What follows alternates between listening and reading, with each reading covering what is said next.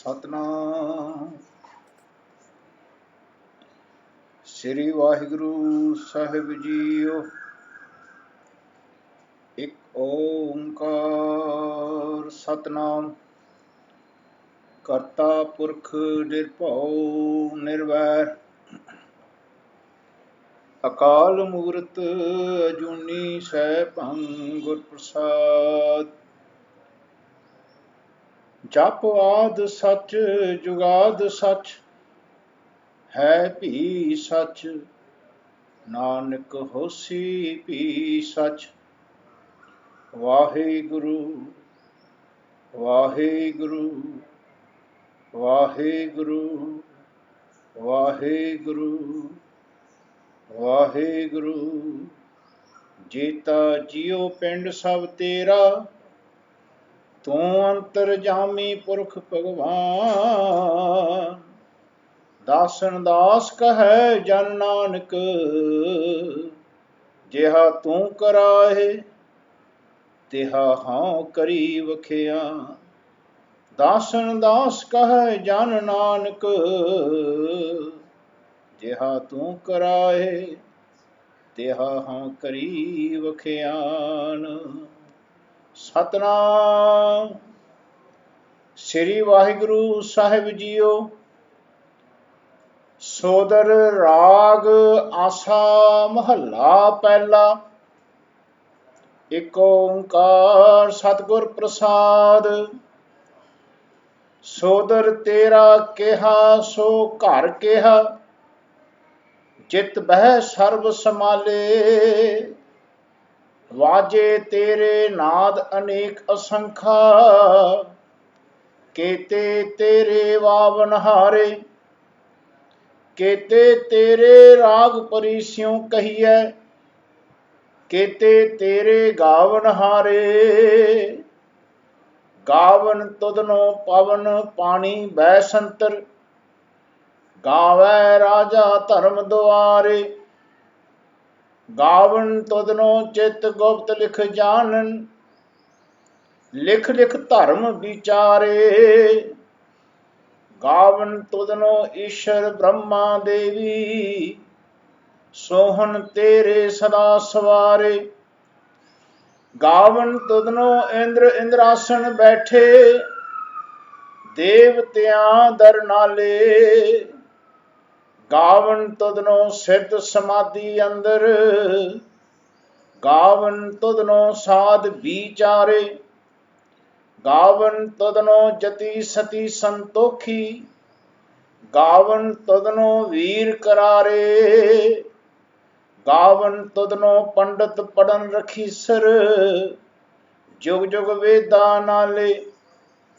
ਗਾਵਨ ਤੁਧਨੋ ਮੋਹਨੀਆ ਮਨ ਮੋਹਨ, ਸੁਰਗ ਮੱਛ ਪਿਆਲੇ। ਗਾਵਨ ਤੁਧਨੋ ਰਤਨੋ ਪਾਏ ਤੇਰੇ, 68 ਤੀਰਥ ਨਾਲੇ। ਗਾਵਨ ਤੁਧਨੋ ਜੋਧ ਮਹਾਬਲ ਸੂਰਾ, ਗਾਵਨ ਤੁਧਨੋ ਖਾਣੀ ਚਾਰੇ। ਗਾਵਨ ਤੁਧਨੋ ਖੰਡ ਮੰਡਲ ਬ੍ਰਹਮੰਡਾ, ਕਰ ਕਰ ਰੱਖੇ ਤੇਰੇ ਧਾਰੇ। ਸੇਈ ਤੁਧਨੋ ਗਾਵਨ ਜੋ ਤੁਧ ਭਾਵਨ, ਰਤੇ ਤੇਰੇ ਭਗਤ ਰਸਾਲੇ। ਹੋਰ ਕੇਤੇ ਤੁਧਨੋ ਗਾਵਨ, ਸੇ ਮੈਂ ਚਿਤਨਾਵਨ। ਨਾਨਕ ਕਿਆ ਵਿਚਾਰੇ, ਸੋਈ ਸੋਈ ਸਦਾ ਸਚ ਸਾਹਿਬ। ਸਾਚਾ ਸਾਚੀ ਨਾਈ, ਹੈ ਭੀ ਹੋਸੀ ਜਾਏ ਨਾ ਜਾਸੀ। ਰਚਨਾ ਜਿਨ ਰਚਾਈ, ਰੰਗੀ ਰੰਗੀ ਭਾਤੀ ਕਰ ਕਰ ਜਿਨਸੀ। ਮਾਇਆ ਜਿਨ ਉਪਾਈ, ਕਰ ਕਰ ਦੇਖੈ ਕੀਤਾ ਆਪਣਾ। ਜਿਉ ਤਿਸ ਦੀ ਵਡਿਆਈ, ਜੋ ਤਿਸ ਭਾਵੈ ਸੋਈ ਕਰਸੀ। ਫਿਰ ਹੁਕਮ ਨ ਕਰਨਾ ਜਾਈ, ਸੋ ਪਾਤਸ਼ਾਹੋ ਸਾਹਾ ਪਾਤ ਸਾਹਿਬ। ਨਾਨਕ ਰਹਿਣ ਰਜਾਈ, ਜੋ ਤਿਸ ਭਾਵੈ ਸੋਈ ਕਰਸੀ। ਫਿਰ ਹੁਕਮ ਨ ਕਰਨਾ ਜਾਈ, ਸੋ ਪਾਤਸ਼ਾਹੋ ਸਾਹਾ ਪਤ ਸਾਹਿਬ। ਨਾਨਕ ਰਹਿਣ ਰਜਾਈ। ਵਾਹਿਗੁਰੂ ਜੀ ਕਾ ਖਾਲਸਾ, ਵਾਹਿਗੁਰੂ ਜੀ ਕੀ ਫਤਿਹ। ਧੰਨ ਧੰਨ ਸਾਹਿਬ ਸ੍ਰੀ ਗੁਰੂ ਗ੍ਰੰਥ ਸਾਹਿਬ ਜੀ ਮਹਾਰਾਜ ਜੀ ਦੀ ਪਾਵਨ ਪਵਿੱਤਰ ਬਾਣੀ। ਸੋਦਰ ਜਿਨ੍ਹਾਂ ਨੂੰ ਆਪਾਂ ਰਹਿਰਾਸ ਸਾਹਿਬ ਜੀ ਦੀ ਬਾਣੀ ਵੀ ਕਰਦੇ ਕਹਿੰਦੇ ਹਾਂ। ਧੰਨ ਧੰਨ ਸਾਹਿਬ ਸ੍ਰੀ ਗੁਰੂ ਗ੍ਰੰਥ ਸਾਹਿਬ ਜੀ ਮਹਾਰਾਜ ਵਿੱਚ ਗੁਰੂ ਨਾਨਕ ਦੇਵ ਸੱਚੇ ਪਾਤਸ਼ਾਹ ਜੀ ਮਹਾਰਾਜ ਇਸ ਮਾਤ ਲੋਕ ਦੇ ਵਿੱਚ ਦੁਰਦਰਗਾਹ ਤੋਂ ਘੱਟ ਬੈਠੇ ਮਾਲਕ ਦੇ ਘਰੋਂ ਇਹ ਬਾਣੀ ਆਪ ਲੈ ਕੇ ਆਏ ਹਨ।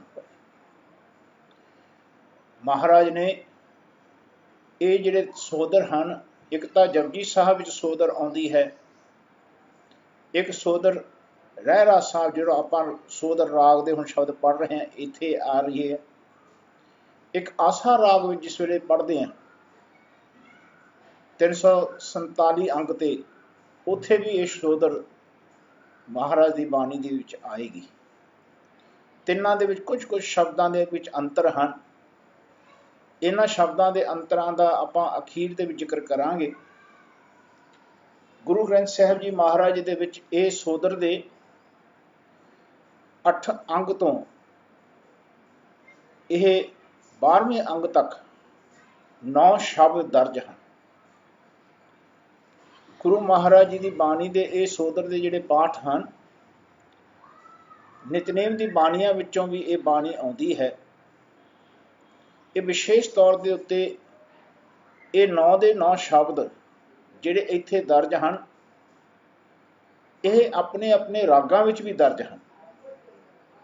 ਇਹ ਵਿਸ਼ੇਸ਼ ਤੌਰ ਤੇ ਮਹਾਰਾਜ ਨੇ ਕੁਝ ਚੁਣ ਕੇ ਪੰਚਮ ਪਾਤਸ਼ਾਹ ਜੀ ਦੇ ਸਮੇਂ ਇਹਨਾਂ ਨੂੰ ਮੂਲੇ ਅੰਗਾਂ ਦੇ ਵਿੱਚ ਲਿਆਂਦਾ ਹੈ। ਕੁਝ ਦਰਸਾਉਣਾ ਚਾਹੁੰਦੇ ਹਨ ਮਹਾਰਾਜ, ਆਪਾਂ ਉਹਨਾਂ ਨੂੰ ਵਿਚਾਰ ਕਰੀਏ। ਜਪਜੀ ਸਾਹਿਬ ਦੇ ਵਿੱਚ ਜਿਸ ਵੇਲੇ ਆਪਾਂ ਜਪਜੀ ਸਾਹਿਬ ਸੰਪੂਰਨ ਪੜ੍ਹਦੇ ਹਾਂ, ਉੱਥੇ ਸਤਿਗੁਰ ਇਹ ਗੁਰੂ ਇਹਨਾਂ ਸ਼ਬਦਾਂ ਦਾ ਜ਼ਿਕਰ ਨਹੀਂ ਆਉਂਦਾ। ਹਰ ਪ੍ਰਭ ਇਹਨਾਂ ਦੇ ਸਰੂਪਾਂ ਦਾ ਇਹਨਾਂ ਦਾ ਜ਼ਿਕਰ ਨਹੀਂ ਆਉਂਦਾ। ਇਹ ਕਿਉਂ ਨਹੀਂ ਆਉਂਦਾ, ਇਹਨਾਂ ਬਾਰੇ ਆਪਾਂ ਜ਼ਿਕਰ ਕਰਾਂਗੇ, ਵਿਚਾਰਾਂਗੇ। ਤੇ ਜਿਸ ਵੇਲੇ ਆਪਾਂ ਸੋਦਰ ਦੇ ਸ਼ਬਦ ਪੜ੍ਹਦੇ ਹਾਂ, ਇਹਨਾਂ ਸਾਰੇ ਸੋਦਰ ਦੇ ਸ਼ਬਦ 9 ਦੇ 9 ਸ਼ਬਦਾਂ ਨੂੰ ਜਿਸ ਵੇਲੇ ਆਪਾਂ ਪੜ੍ਹਦੇ ਹਾਂ, ਇਹਨਾਂ ਦੇ ਵਿੱਚ ਕਿਵੇਂ ਮਹਾਰਾਜ ਪ੍ਰਭ ਸ਼ਬਦ ਨਹੀਂ ਉਚਾਰਨ ਹੁੰਦਾ, ਇੱਥੇ ਹਰ ਸ਼ਬਦ ਜ਼ਰੂਰ ਆਏਗਾ, ਧਿਆਨ ਰੱਖਣਾ। ਇਹ ਤੋਂ ਬਾਅਦ ਜਿਸ ਵੇਲੇ ਆਪਾਂ ਸੋਹਲੇ ਦੀ ਬਾਣੀ ਪੜ੍ਹਦੇ ਹਾਂ 5 ਸ਼ਬਦ, ਉਹਨਾਂ ਵਿੱਚ ਹਰ ਪ੍ਰਭ ਦੋਨੋਂ ਸ਼ਬਦਾਂ ਦਾ ਜ਼ਿਕਰ ਜ਼ਰੂਰ ਆਏਗਾ। ਸੋ ਇਹਨਾਂ ਨੂੰ ਬਹੁਤ ਜ਼ਰੂਰੀ ਵਿਚਾਰਨ ਵਾਲੀ ਗੱਲ ਹੈ, ਇਹ ਸਾਨੂੰ ਵਿਚਾਰਨਾ ਚਾਹੀਦਾ ਹੈ। ਸੋ ਆਓ ਸੋਦਰ ਜੋ ਆਪਾਂ ਪੜ੍ਹਦੇ ਹਾਂ, ਸੰਧਿਆ ਦੇ ਸਮੇਂ ਰਹਿਰਾਸ ਜੀ ਨੂੰ ਲੋਕ ਬੜੇ ਪਿਆਰ ਦੇ ਨਾਲ ਕਹਿੰਦੇ ਨੇ ਰਹਿਰਾਸ ਸਾਹਿਬ ਜੀ ਦੀ ਬਾਣੀ ਪੜ੍ਹੀਏ। ਇਹ ਰਹਿਰਾਸ ਸਾਹਿਬ ਦੀ ਬਾਣੀ ਵੀ ਪਹਿਲਾਂ ਜਿਸ ਵੇਲੇ ਸਿੰਘ ਹੁੰਦੇ ਸਨ, ਉਹ ਕਈ ਪ੍ਰਕਾਰ ਦੇ ਸ਼ਬਦ ਪੜ੍ਹਦੇ, ਵਿੱਚ ਆਪਣੇ ਜਿਹੜੇ ਜਿਹੜੇ ਉਹਨਾਂ ਨੂੰ ਕੰਠ ਹੁੰਦੇ ਨਾਲ ਪੜ੍ਹਦੇ ਸਨ, ਧਿਆਨ ਰੱਖਣਾ। ਹੋਰ ਵੀ ਵਿੱਚ ਸ਼ਬਦ ਰਲਾ ਕੇ ਪੜ੍ਹਦੇ। ਵਿਸ਼ੇਸ਼ ਤੌਰ ਤੇ ਜਿਸ ਵੇਲੇ ਚੌਪਈ ਦਾ ਪਾਠ ਕਰਦੇ ਨੇ, ਉਸ ਅੰਦਰ ਜਿੰਨੀ ਉਹਨਾਂ ਨੂੰ ਦਸਮ ਦੀ ਬਾਣੀ ਤਕਰੀਬਨ ਯਾਦ ਹੁੰਦੀ, ਉਹ ਵੀ ਆਪਣੇ ਵਿੱਚ ਜੋੜ ਕੇ ਦੋਹਰੇ ਸਵਈਏ ਉਹ ਨਾਲ ਪੜ੍ਹਦੇ। ਐਸਾ ਸਮੇਂ ਬਹੁਤ ਆਪਣੇ ਜੀਵਨ ਦੇ ਵਿੱਚ ਸੰਧਿਆ ਦੇ ਸਮੇਂ ਪੜ੍ਹਦਿਆਂ ਪੜ੍ਹਦਿਆਂ ਲਾਉਂਦੇ, ਪਿਆਰ ਨਾਲ ਗਾਉਂਦੇ। ਤੇ ਕਈ ਪ੍ਰਕਾਰ ਦੀਆਂ ਇਸ ਤਰ੍ਹਾਂ ਰਹਿਰਾਸ ਦੀਆਂ ਬਾਣੀਆਂ ਗੁਟਕਿਆਂ ਦੇ ਵਿੱਚ ਦੇਖਣ ਨੂੰ ਮਿਲਦੀਆਂ ਨੇ। ਜਿਹੜੇ ਡੇਰੇ ਮਹੰਤਾਂ ਦੇ, ਸੰਤਾਂ ਦੇ, ਦਮਦਮੀ ਟਕਸਾਲ ਦੇ ਇਹ ਬਾਣੀ ਪੜ੍ਹਦੇ ਨੇ, ਇਹਨਾਂ ਵਿੱਚ ਕੁਝ ਸ਼ਬਦ ਪਹਿਲਾਂ ਵੀ ਪੜ੍ਹੇ ਜਾਂਦੇ ਹਨ, ਅਤੇ ਕੁਝ ਸ਼ਬਦ ਚੌਪਈ ਦੇ ਨਾਲ ਵੀ ਪੜ੍ਹੇ ਜਾਂਦੇ ਹਨ।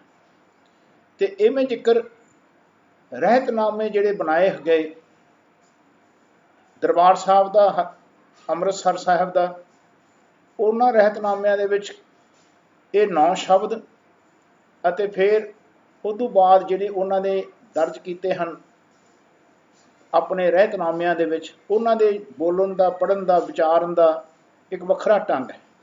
ਤੇ ਸੱਚਖੰਡ ਸ੍ਰੀ ਹਜ਼ੂਰ ਸਾਹਿਬ ਦੇ ਵੀ ਜਿਹੜੇ ਪੜ੍ਹੇ ਜਾਂਦੇ ਨੇ, ਪਟਨਾ ਸਾਹਿਬ 'ਚ ਪੜ੍ਹੇ ਜਾਂਦੇ ਨੇ, ਉਹਨਾਂ ਦਾ ਵੱਖਰਾ ਸਰੂਪ ਹੈ। ਇਹਨਾਂ ਨੂੰ ਆਪਾਂ ਵਿਚਾਰਾਂਗੇ ਅਖੀਰ ਵਿੱਚ।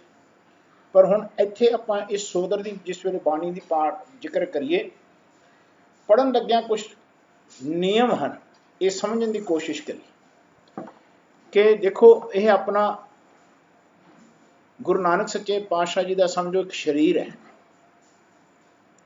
ਜਾਂ ਆਪਣਾ ਸਰੀਰ ਹੈ ਸਮਝੋ, ਠੀਕ ਹੈ ਜੀ। ਹੁਣ ਆਪਾਂ ਗੁਰੂ ਨਾਨਕ ਸੱਚੇ ਪਾਤਸ਼ਾਹ ਜੀ ਤੋਂ ਜ਼ਿਕਰ ਕਰੀਏ ਕਿ ਗੁਰੂ ਨਾਨਕ ਸੱਚੇ ਪਾਤਸ਼ਾਹ ਜੀ ਦੇ ਇਸ ਸਰੀਰ ਦੇ ਵਿੱਚ, ਇਹ ਸਰੀਰ ਦੇ ਵਿੱਚ ਉਹਨਾਂ ਦਾ ਮਨ ਹੈ, ਤੇ ਆਹ ਜਿਹੜਾ ਮਨ ਹੈ ਇਹ ਗੁਰੂ ਨਾਨਕ ਸੱਚੇ ਪਾਤਸ਼ਾਹ ਜੀ ਨੇ। ਧਿਆਨ, ਇਹ ਨਾਨਕ ਸੱਚੇ ਪਾਤਸ਼ਾਹ ਜਿਸ ਵੇਲੇ ਸੰਸਾਰ ਦੇ ਵਿੱਚ ਜਿਨ੍ਹਾਂ ਦਾ ਆਗਮਨ ਹੋਇਆ, ਇਹ ਮਨ ਜਿਹਨੂੰ ਆਪਾਂ ਮਨ ਕਹਿੰਦੇ ਆ, ਇਹ ਸਰੀਰ ਦੇ ਵਿੱਚ ਹੈ। ਜੋ ਇਹ ਸਰੀਰ ਇਸ ਮਨ ਨੇ ਨਹੀਂ ਬਣਾਇਆ, ਇਸ ਮਨ ਨੂੰ ਰੱਖਣ ਵਾਸਤੇ ਇਹ ਸਰੀਰ ਬਣਿਆ, ਤੇ ਇਹ ਸਰੀਰ ਨੂੰ ਬਣਾਉਣ ਵਾਲੇ ਨਾਨਕ ਸੱਚੇ ਪਾਤਸ਼ਾਹ ਜੀ ਦੇ ਵਿੱਚ ਹੀ ਰੱਬ ਨੇ।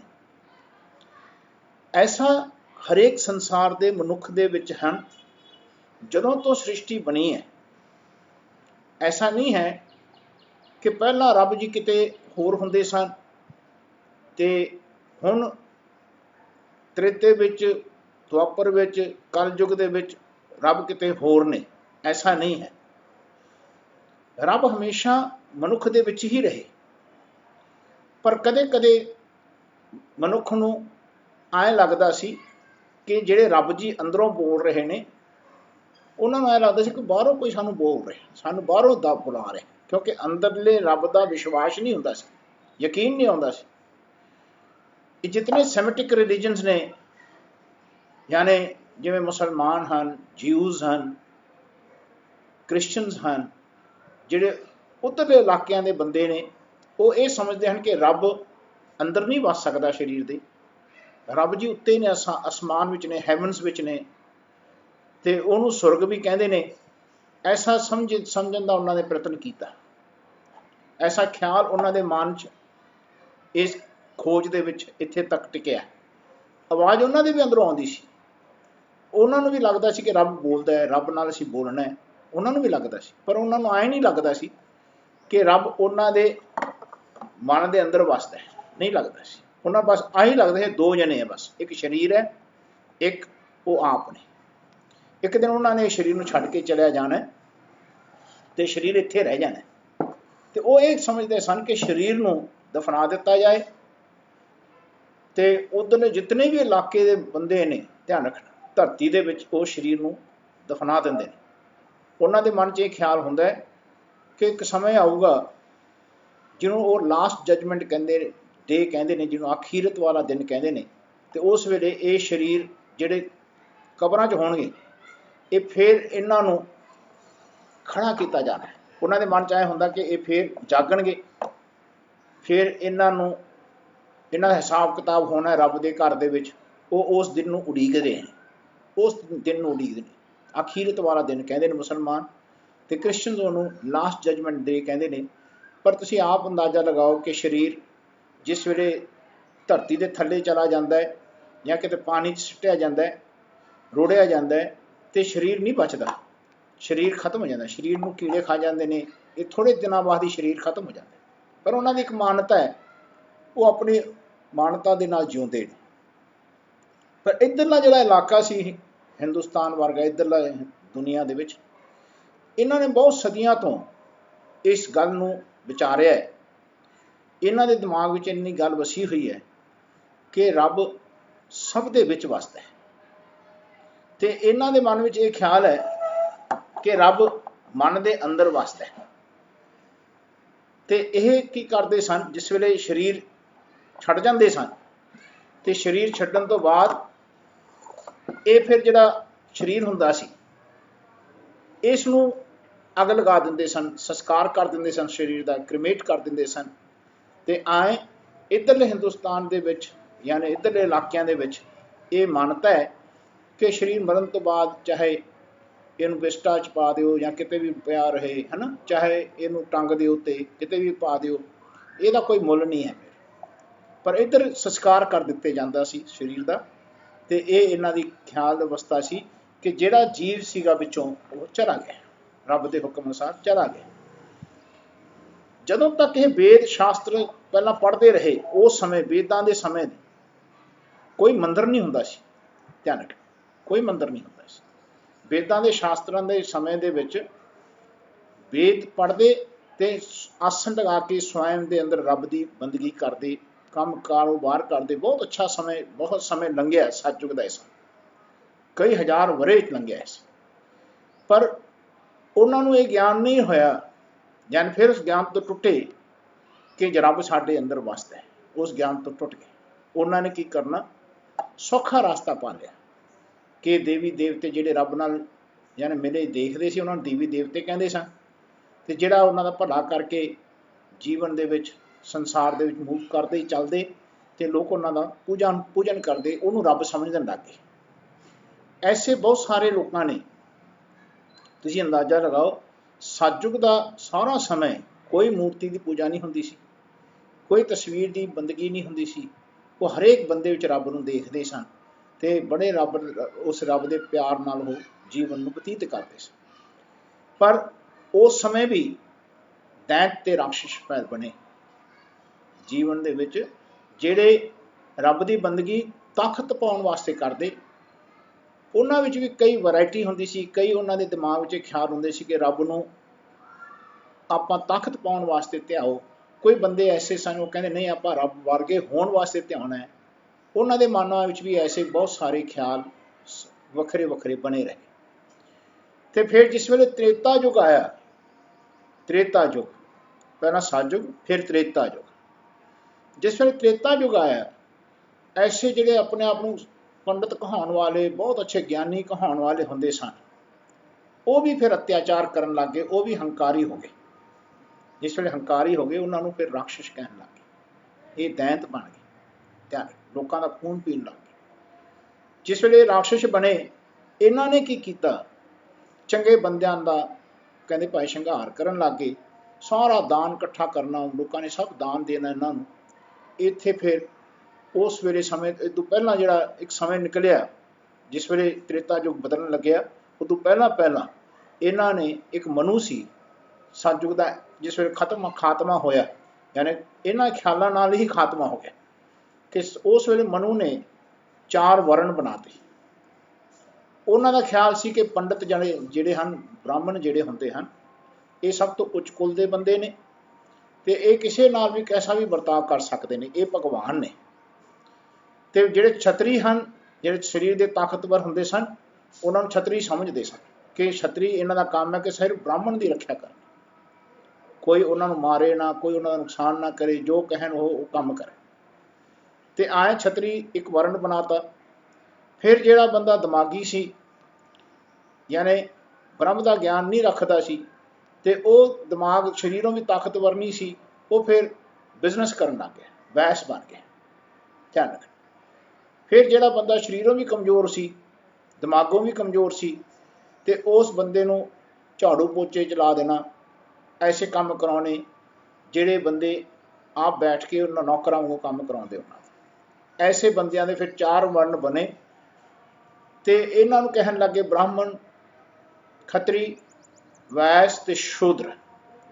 ਇਹ ਜ਼ਿਕਰ ਕਈ ਹਜ਼ਾਰ ਸਾਲ ਚੱਲਿਆ। ਤੁਸੀਂ ਅੰਦਾਜ਼ਾ ਕਰੋ, ਹੁਣ ਤੱਕ ਚੱਲਿਆ, ਹਾਲੇ ਵੀ ਚਲਾਉਣ ਦੀ ਕੋਸ਼ਿਸ਼ ਲੱਗੇ ਹੋਏ ਨੇ, ਹਾਲੇ ਵੀ ਚਲਾਉਣ ਦੀ ਕੋਸ਼ਿਸ਼ ਲੱਗੇ।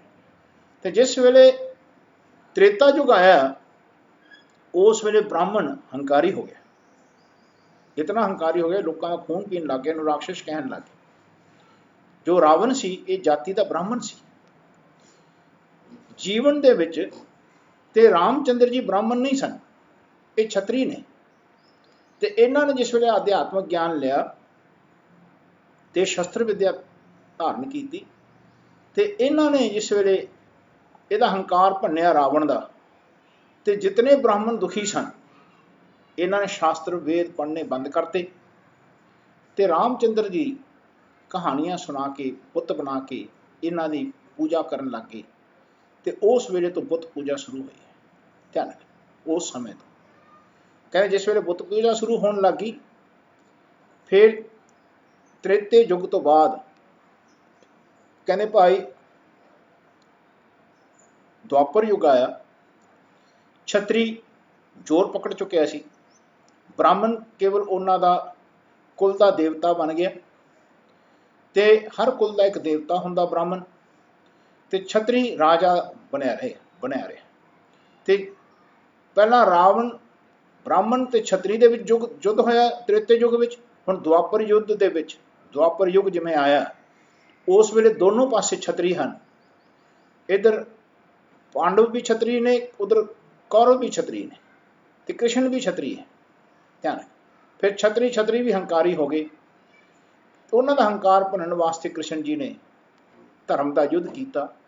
ध्यान रखना इस अवस्था तो बाद तुसी याद रखो जिस वेले अंत आया त्रेते युग का, छतरी भी अपना कहते मूल छड्ड गए, तो उस वेले जिन्होंने शूद्र कहते सी, ये अहीर जितने हैं ये जंगली उस वेले होंदे सन, भील होंदे सन, ते इन्हां शूद्र करके जाने जाता सी। इन्हां ने द्वारका तो कृष्ण दियां जितनियां गोपियां सन, जिस वेले अर्जन लैके निकलिया तो इन्हां ने वो गोपियां सारी हरण कर ली। उस दिन तो कृष्ण की कुल जी समाप्त हुई, तो अहीर यादव कहे जान वाले अज छतरी कहाते हैं अपने आप। ध्यान रख कहते ऐसी क्रिया बधी, कलयुग आया, कलयुग के जिन्होंने शूद्र कहते सन उन्होंने हथ राज आउन लग्या, तो ब्राह्मण को बहुत फिक्र पई, बहुत फिक्र पई, तो ब्राह्मण हुण तक उस राज को वापस लैके आने वास्ते कोशिश भी लग्या होया। तो इस दलितां नूं जिन्होंने शूद्र कहते हैं इन्हां नूं नौकर रखने की कोशिश कर रहा है, पर जिस वेले इन्हां दी गिनती ज़्यादा सी ते वोट का राज बनया, तो इन्हां ने अधिकार अपने हथ च लाए, वोटां दा राज इन्हां नूं राज देण वास्ते। भाई हुण अज शूद्र जिन्हों कहते हैं दलित कहते हैं वो राजा बने, तो ये ब्राह्मण अज उन्हां दे कोल पानी भरते हैं, नौकरियां करते हैं, बहुत औखे होंदे ने। सो ये जीवन के जात पात के कुल का एक बहुत बड़ा समय ऐसा लंघदा हुण ते आपां लंघदे आए। इन्हां नूं खत्म करने वास्ते, जात पात नूं खत्म करने वास्ते ईसा मसीह आए, उधर मुहम्मद साहब आए, फिर इधर गौतम ऋषि जिहड़े सन, ध्यान रखना जिन्हों सिद्धांत कहते सन, जिहड़े बुद्धा बने, ध्यान रखना ये इधरले पासे आए। इन्हों ने ये जात पात का पूरा एक बार खात्मा करने का प्रयत्न किया, पर ब्राह्मणों ने, आदि शंकराचार्य ने, ध्यान रखना इस हिंदुस्तान के विचों जितने बुद्धिस्ट सन जिहड़े जात पात नूं नहीं मानते सन, उन्होंने इतों कढ़ दिता गया, उन्होंने खत्म कर दिता, उन्होंने डेरे खाली करते।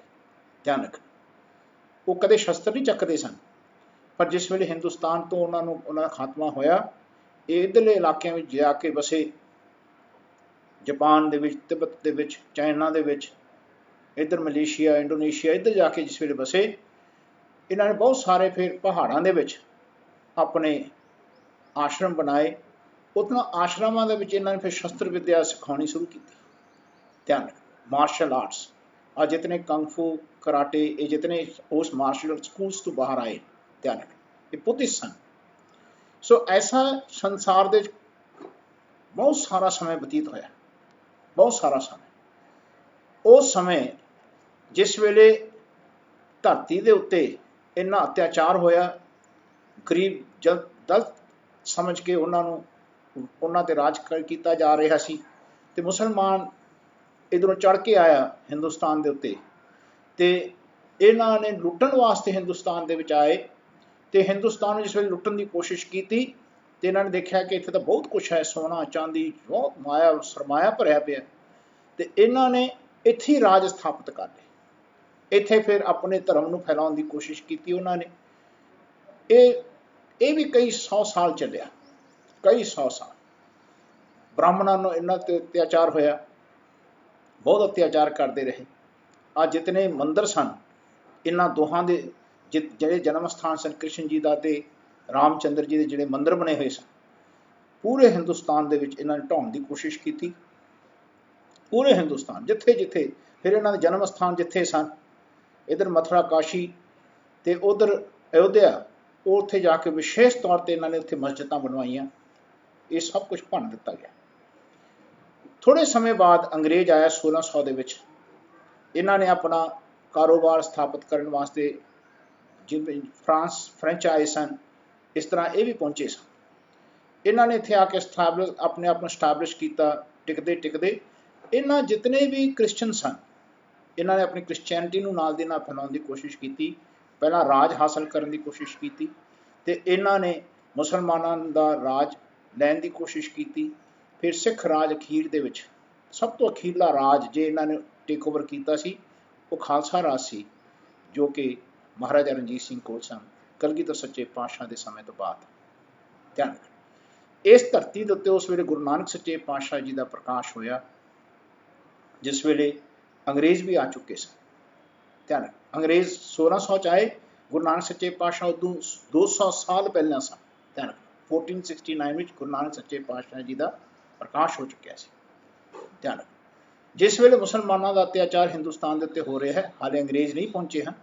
ਧਿਆਨ ਰੱਖਣਾ, ਉਸ ਵੇਲੇ ਗੁਰੂ ਨਾਨਕ ਸੱਚੇ ਪਾਤਸ਼ਾਹ ਜੀ ਨੇ ਜਾਤ ਪਾਤ ਦੇ ਇਹਨਾਂ ਸਾਰੇ ਅਡੰਬਰਾਂ ਨੂੰ ਖਤਮ ਕਰਨ ਦਾ ਰੱਬ ਦਾ ਸੰਦੇਸ਼ ਦਿੱਤਾ। ਰੱਬ ਦੇ ਘਰ ਦੀ ਆਵਾਜ਼ ਗੁਰੂ ਨਾਨਕ ਸੱਚੇ ਪਾਤਸ਼ਾਹ ਜੀ ਨੇ ਸੰਸਾਰ ਨੂੰ ਸਮਝਾਉਣੀ ਕੀਤੀ। ਆਪਾਂ ਇਸ ਗੱਲ ਨੂੰ ਵਿਚਾਰ ਕਰੀਏ ਕਿ ਉਹ ਅਵਸਥਾ ਗੁਰੂ ਨਾਨਕ ਸੱਚੇ ਪਾਤਸ਼ਾਹ ਜੀ ਦੀ ਜਿਹੜੀ ਵਿਚਰ ਰਹੀ ਸੀ, ਪਹਿਲਾਂ ਉਹਨਾਂ ਨੂੰ ਸਮਝਣ ਦੀ ਕੋਸ਼ਿਸ਼ ਕਰੀਏ ਕਿ ਆਹ ਜਿਹੜਾ ਸਰੀਰ ਹੈ, ਗੁਰੂ ਨਾਨਕ ਸੱਚੇ ਪਾਤਸ਼ਾਹ ਜੀ ਛੋਟੇ ਜਿਹੇ ਸਨ, ਉਹ ਜਿਹੜੇ ਅੰਦਰੋਂ ਆਵਾਜ਼ ਆਉਂਦੀ ਸੀ ਨਾ, ਅੰਦਰੋਂ ਘੱਟ ਬੈਠੇ ਮਾਲਕ ਦੀ ਜਿਹੜੀ ਆਵਾਜ਼ ਖਿੱਚ ਪੈਂਦੀ ਸੀ ਅੰਦਰੋਂ, ਤੇ ਬਾਹਰਲੇ ਲੋਕਾਂ ਦੀ ਜਿਹੜੀ ਆਵਾਜ਼ ਸੁਣਨੀ ਉਹਨਾਂ ਨੇ, ਉਹਦੇ ਵਿੱਚ ਭੇਦ ਦੇਖਣਾ, ਉਹਨਾਂ ਦੀ ਕਰਨੀ ਤੇ ਕਥਨੀ ਦੇ ਵਿੱਚ ਫਰਕ ਦੇਖਣਾ, ਤੇ ਉਹਨਾਂ ਦੇ ਅੰਦਰੋਂ ਫਿਰ ਰੱਬ ਆਵਾਜ਼ ਦਿੰਦਾ ਹੁੰਦਾ ਸੀ। ਜਿਵੇਂ ਪ੍ਰਹਿਲਾਦ ਦੇ ਅੰਦਰੋਂ ਆਵਾਜ਼ ਆਉਂਦੀ ਸੀ ਤੇ ਆਪਣੇ ਪਿਤਾ ਨੂੰ ਸਮਝਾਉਂਦਾ ਰਿਹਾ, ਇਵੇਂ ਜ਼ਿਕਰ ਗੁਰੂ ਨਾਨਕ ਸੱਚੇ ਪਾਤਸ਼ਾਹ ਜੀ ਦੇ ਅੰਦਰੋਂ ਆਵਾਜ਼ ਆਉਂਦੀ ਸੀ ਤੇ ਮਹਾਰਾਜ ਸੰਸਾਰੀ ਲੋਕਾਂ ਨੂੰ, ਮਾਤਾ ਪਿਤਾ ਨੂੰ, ਆਪਣੇ ਸਾਰਿਆਂ ਨੂੰ, ਭੈਣ ਨੂੰ, ਇਹਨਾਂ ਨੂੰ ਸਮਝਾਉਂਦੇ ਰਹੇ ਕਿ ਐਂ ਆਪਾਂ ਨੂੰ ਰੱਬ ਕਹਿੰਦਾ, ਐਂ ਕਰਨਾ ਚਾਹੀਦਾ। ਉਹ ਜਿਹੜੀ ਅੰਦਰਲੀ ਆਵਾਜ਼ ਸੁਣ ਕੇ ਮਹਾਰਾਜ ਨੇ ਆਪਣੇ ਅੰਦਰ ਵਿਸ਼ਵਾਸ ਲਿਆਂਦਾ, ਯਕੀਨ ਲਿਆਂਦਾ, ਭਰੋਸਾ ਲਿਆਂਦਾ ਕਿ ਰੱਬ ਮੇਰੇ ਅੰਦਰ ਹੈ। ਫਿਰ ਰੱਬ ਉਹਨਾਂ ਦੇ ਨਾਲ ਬੋਲੇ। ਨਾਨਕ ਸੱਚੇ ਪਾਤਸ਼ਾਹ ਰੱਬ ਨਾਲ ਗੱਲਾਂ ਕਰਦੇ, ਕਹੋ ਨਾਨਕ ਕਰਤੇ ਕੀਆਂ ਬਾਤਾਂ। ਧਿਆਨ ਰੱਖਣਾ, ਮਹਾਰਾਜ ਕਹਿੰਦੇ ਭਾਈ ਉਸ ਕਰਤੇ ਦੀਆਂ ਗੱਲਾਂ ਗੁਰੂ ਨਾਨਕ ਸੱਚੇ ਪਾਤਸ਼ਾਹ ਨੇ ਲਿਖੀਆਂ, ਸੰਸਾਰ ਦੇ ਵਿੱਚ ਦਰਜ ਕੀਤੀਆਂ, ਘੱਟ ਬੈਠੇ ਰੱਬ ਨੂੰ ਗਾਉਂਦੇ, ਸੰਸਾਰ ਨੂੰ ਸਮਝਾਉਂਦੇ। ਆਹ ਜਿਹੜਾ ਮੂਵਮੈਂਟ ਹੈ, ਇਹਨੂੰ ਆਪਾਂ ਨੂੰ ਸਮਝਣਾ ਬਹੁਤ ਜ਼ਰੂਰੀ ਹੈ ਕੋਈ ਵੀ ਬਾਣੀ ਆਰੰਭ ਕਰਨ ਤੋਂ ਪਹਿਲਾਂ ਗੁਰੂ ਨਾਨਕ ਸੱਚੇ ਪਾਤਸ਼ਾਹ ਜੀ ਦੀ। ਧਿਆਨ ਰੱਖਣਾ, ਜਿਸ ਵੇਲੇ ਗੁਰੂ ਨਾਨਕ ਸੱਚੇ ਪਾਤਸ਼ਾਹ ਜੀ ਰੱਬ ਦਾ ਜ਼ਿਕਰ ਕਰਦੇ ਨੇ, ਰੱਬ ਬਾਰੇ ਜੋ ਰੱਬ ਨੇ ਦੱਸਿਆ ਆਪਣੇ ਬਾਰੇ, ਉਹ ਸਾਰਾ ਫਿਰ ਮਹਾਰਾਜ ਸਮਝਾਉਂਦੇ ਨੇ ਸੰਸਾਰ ਨੂੰ ਕਿ ਜਿਸ ਵੇਲੇ ਸੰਸਾਰ ਨਹੀਂ ਸੀ, ਇਹ ਜੱਗ ਨਹੀਂ ਸੀ ਤੇ ਰੱਬ ਸੀ, ਤੇ ਜੱਗ ਰੱਬ ਦੇ ਵਿੱਚ ਵਸਦਾ ਸੀ, ਤੇ ਰੱਬ ਨੇ ਆਪਣੇ ਵਿੱਚੋਂ ਇਹ ਜੱਗ ਬਣਾਇਆ। ਉਸ ਨਿਰਾਕਾਰ ਨੇ ਆਪਣੇ ਵਿੱਚੋਂ ਇਹ ਸਾਰਾ ਆਕਾਰ ਬਣਾਇਆ। ਆਪੀ ਨੈ ਆਪ ਸਾਜਿਓ, ਆਪੀ ਨੈ ਰਚਿਓ ਨਾਉ, ਦੂਈ ਕੁਦਰਤ ਸਾਜੀਏ, ਕਰ ਆਸਨ ਡਿਠੋ ਜਾਓ। ਦਾਤਾ ਕਰਤਾ ਆਪ ਤੂੰ, ਤੁਸ ਦੇਵੈ ਕਰੇ ਪਸਾਓ, ਤੂੰ ਜਾਣੋ ਹੀ ਸਭ ਸੈ, ਦੇ ਲੈਸੈ ਜਿੰਦ ਕਵਾਓ, ਕਰ ਆਸਨ ਡਿਠੋ ਜਾਓ। ਯਾਨੀ ਇਹ ਸਮਝਾਇਆ ਕਿ ਰੱਬ ਨੇ ਆਪਣੇ ਆਪ ਚੋਂ ਆਪ ਸਾਜਿਆ। ਉਹ ਨਿਰਗੁਣ ਤੇ ਸਰਗੁਣ ਆਪ ਹੀ ਸੀ। ਨਿਰਗੁਣ ਆਪ, ਸਰਗੁਣ ਵੀ ਹੋਈ, ਕਲਾ ਧਾਰ ਜਿਨ ਸਗਲੀ ਹੋਈ।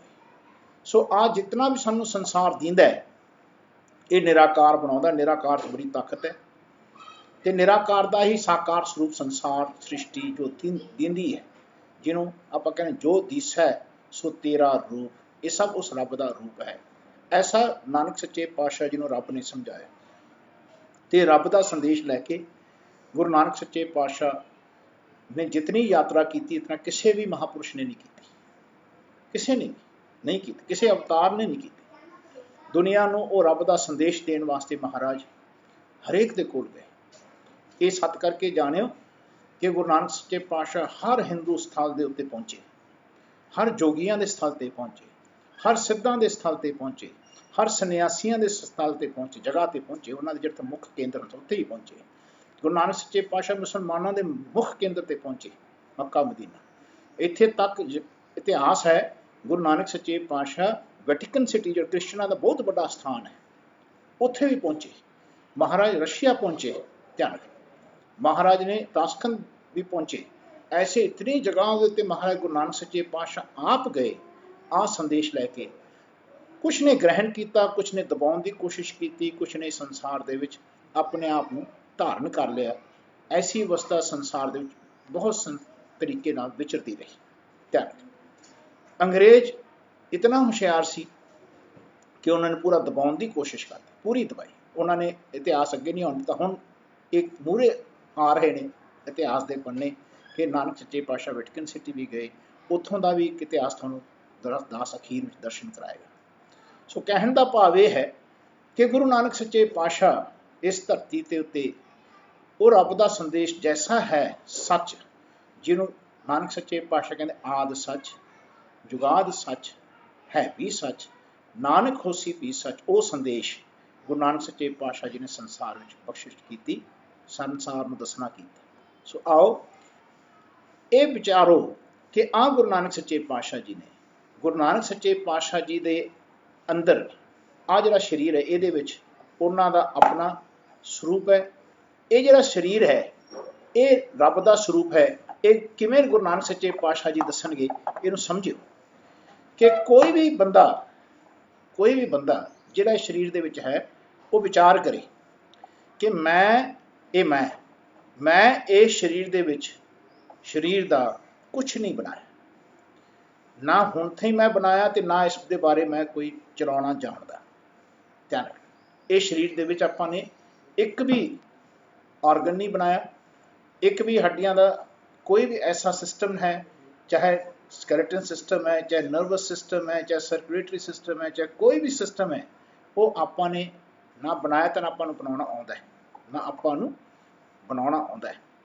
ना आपां खून की एक बूंद बना सकते हैं, ना आपां नूं हारमोनस दा अपने अंदर यानी किवें घट वध ने उन्होंने किवें होर चल रहे ने, ना आपां नूं चला सकते, ना शरीर का कोई रस बना सकते। सब बन रहा है, सब चल रहा है।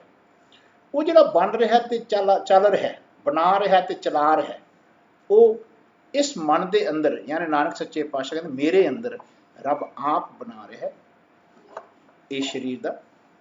मेरा रब यानी मेरा रब इस शरीर के अंदर आप इसमें चला रहे हैं ताकि मैं रह सका। नानक सच्चे पातशाह कहते ताकि मैं रह सका, मैं इस शरीर दे विच इस रब का रखिया होया हाँ, तो संसार विच किवें चलना है, किवें रिश्तेदारी निभानी है, किवें काम कारोबार किरत करनी है, किवें आपां ने संसार दे विच रहना है, ये सारी क्रिया रब जी दसदे, अपने रब जी दसदे ने। ये गुरु नानक सच्चे पातशाह जी का मनना है। गुरु नानक सच्चे पातशाह जी ने मन्निया है, पहला तो उन्होंने जानिया, फिर उसनूं मन्निया है, फिर रब नूं सुनिया तो उसनूं फिर सुन के मन्निया है। ताइयों नानक सच्चे पातशाह रब दीयां गल्लां पहलां सुनन दियां कहंदे ने, फिर उहनूं मन्नण दियां कहंदे ने, ताकि ये मन इस शरीर दे विच रहिंदा होया जदों तक संसार दे विच है, यह मन इस रब दे विच अपने आप नूं समा दे, मिट जाए। इस रब ने यह शरीर आपां नूं दिता ही इस वास्ते है, आपां नूं दिता ही इस वास्ते ताकि आपां इस शरीर दे विच रहिंदियां होया रब दे विच समा जाइए। इहनूं जीवन दे विच मुक्ति कहंदे हैं, लिबरेट होना है। ये परपस है शरीर दे विच आउण दा। गुरु नानक सच्चे पातशाह जी ने इस रब की गल संसार दे विच आए दसनी की, समझानी की। सो इतनी ताकत है, ये बारे आप विचारांगे।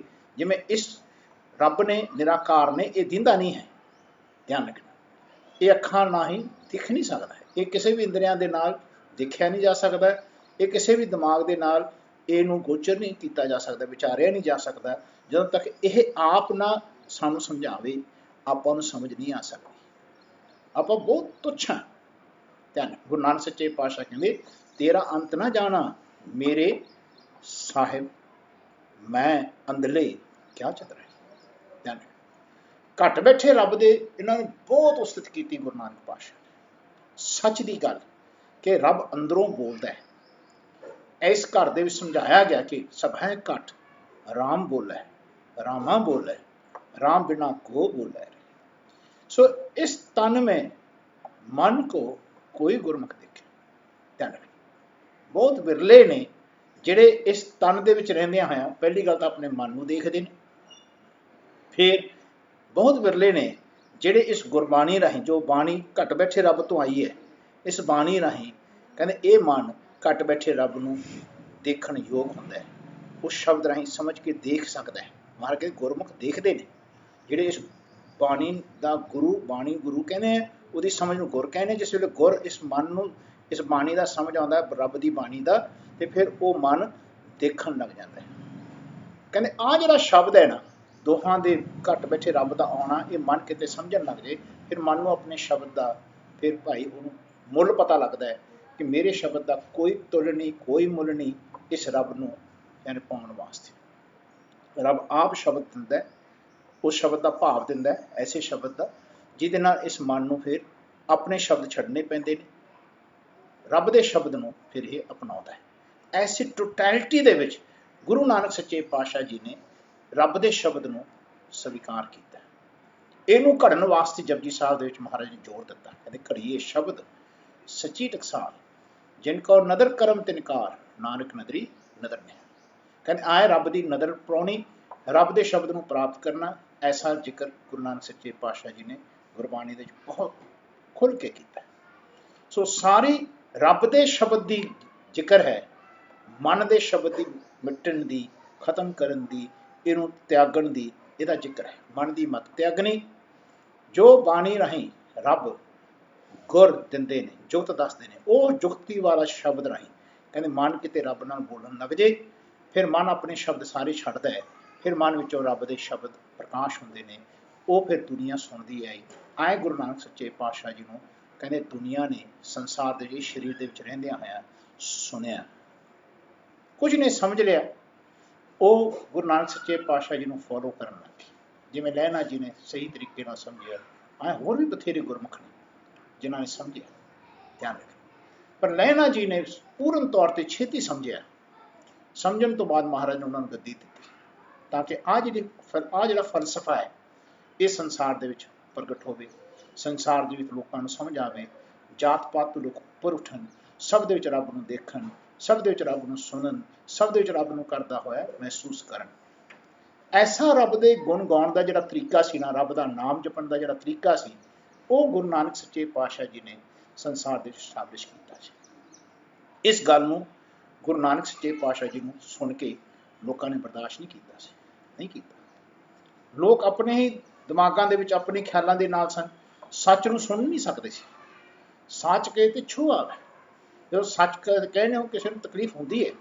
ਧਿਆਨ ਰੱਖਣਾ, ਸੰਸਾਰ ਦੇ ਵਿੱਚ ਸਹੀ ਬੰਦਾ ਕਦੇ ਦੇਖੋ ਆਪਣੇ ਅਹੁਦੇ ਤੇ ਜ਼ਿਆਦਾ ਦੇਰ ਕੰਮ ਨਹੀਂ ਕਰ ਸਕਦਾ, ਜਾਂ ਤਾਂ ਉਸਨੂੰ ਰਿਟਾਇਰ ਕਰ ਦਿੱਤਾ ਜਾਂਦਾ ਹੈ, ਜਾਂ ਫਿਰ ਉਹਨੂੰ ਪਾਸੇ ਕਰ ਦਿੱਤਾ ਜਾਂਦਾ ਹੈ, ਜੇ ਨਾ ਹਟੇ ਤਾਂ ਉਸਨੂੰ ਮਾਰ ਦਿੱਤਾ ਜਾਂਦਾ ਹੈ। ਇਹ ਸੰਸਾਰ ਦੇ ਵਿੱਚ ਬਹੁ ਗਿਣਤੀ ਜਿਹੜੇ ਅਗਿਆਨੀ ਪੁਰਸ਼ ਨੇ, ਉਹਨਾਂ ਦਾ ਇੱਕ ਕਰਮ ਹੈ ਕਿ ਅਸੀਂ ਇਹਨੂੰ ਚੰਗੇ ਬੰਦੇ ਨੂੰ ਹਟਾ ਦਈਏ। ਜਦੋਂ ਚੰਗੇ ਬੰਦੇ ਨੂੰ ਹਟਾਉਣ ਦੀ ਕੋਸ਼ਿਸ਼ ਕਰਦੇ ਨੇ, ਫਿਰ ਮਾੜਾ ਬੰਦਾ ਉਸ ਜਗ੍ਹਾ ਤੇ ਆ ਜਾਂਦਾ ਹੈ। ਚੰਗਿਆਈ ਆਲਖ ਕਰੇ, ਬੁਰਿਆਈ ਹੋਏ ਸ਼ੇਰ। ਆਏ ਜੀਵਨ ਦਾ ਇੱਕ ਨਿਯਮ ਹੈ, ਇਸ ਨਿਯਮ ਨੂੰ ਆਪਾਂ ਨੇ ਸਮਝਣਾ। ਸੋਦਰ ਨੂੰ ਪੜ੍ਹਦਿਆਂ ਹੋਇਆਂ, ਪੜ੍ਹਨ ਤੋਂ ਪਹਿਲਾਂ ਇਹ ਜੇ ਕਿਤੇ ਨਿਯਮ ਸਾਡੇ ਦਿਮਾਗ 'ਚ ਵਸ ਜੇ, ਸੋਦਰ ਪੜ੍ਹਨ ਦੀ ਕਿਰਿਆ ਸਾਡੇ ਅੰਦਰ ਆਏਗੀ। ਕਿਉਂਕਿ ਸੋਦਰ ਦੇ ਵਿੱਚ ਸ੍ਰਿਸ਼ਟੀ ਦੇ ਇੱਕ ਬੰਦੇ ਤੋਂ ਲੈ ਕੇ ਸਾਰੀ ਸ੍ਰਿਸ਼ਟੀ ਦੇ ਸਾਰੀ ਕਿਰਿਆ ਤੁਸੀਂ ਅੰਦਾਜ਼ਾ ਲਾਓ, ਜਿਤਨੇ ਦੇਵੀ ਦੇਵਤੇ ਰਾਖਸ਼, ਜਿਤਨੇ ਸੰਸਾਰ ਦੇ ਖੰਡ ਮੰਡਲ ਬ੍ਰਹਿਮੰਡ, ਜਿਤਨੇ ਸੰਸਾਰ ਦੇ ਵਿੱਚ ਪਵਨ ਪਾਣੀ ਬੈਸੰਤਰ, ਜਿਤਨੇ ਸੰਸਾਰ ਦੀ ਕਿਰਿਆ ਦੇ ਸਾਰੇ ਸਰੂਪਾਂ ਦਾ ਜ਼ਿਕਰ ਇਸ ਰੱਬ ਨੂੰ ਗਾਉਣ ਦਾ ਜ਼ਿਕਰ ਆਏਗਾ। ਇਸ ਰੱਬ ਦੇ ਬਾਰੇ ਮਹਾਰਾਜ ਦੱਸਣ ਦਾ, ਗਾਉਣ ਦਾ, ਸਮਝਾਉਣ ਦਾ ਯਤਨ ਕਰਨਗੇ। ਸੋਦਰ ਇੱਕ ਐਸੀ ਅਵਸਥਾ ਹੈ ਜੋ ਨਾਨਕ ਸੱਚੇ ਪਾਤਸ਼ਾਹ ਜੀ ਨੇ ਧੁਰ ਦਰਗਾਹ ਤੋਂ ਧਿਆਨ ਰੱਖਣਾ। ਕਹਿੰਦੇ ਦੇਖੋ, ਜਿਵੇਂ ਆਪਾਂ ਇੱਥੇ ਜਿਸ ਇਲਾਕੇ 'ਚ ਆਪਾਂ ਹੁੰਦੇ ਹਾਂ, ਆਪਾਂ ਨੂੰ ਉਸ ਇਲਾਕੇ ਦਾ ਹੀ ਮੂਹਰੇ ਦੀਂਦਾ ਹੁੰਦਾ ਹੈ। ਆਪਣੇ ਪਿੱਛੇ ਗਲੀਆਂ ਨੇ, ਹੋਰ ਪਿੱਛੇ ਐਸੀ ਬਸਤੀਆਂ ਨੇ ਜਿਹੜਾ ਆਪਾਂ ਨੇ ਕਿਤੇ ਦੇਖੇ ਨਹੀਂ, ਆਪਣੇ ਪਿੱਛੇ ਨੇ, ਧਿਆਨ ਰੱਖਣਾ। ਜਾਂ ਆਪਣੇ ਅੱਗੇ ਵੀ ਹੋਣ ਤੇ ਆਪਾਂ ਨੇ ਕਦੇ ਗਏ ਨਾ ਹੋਵੇ, ਉਹ ਦੀਂਦਾ ਨਹੀਂ ਹੈ।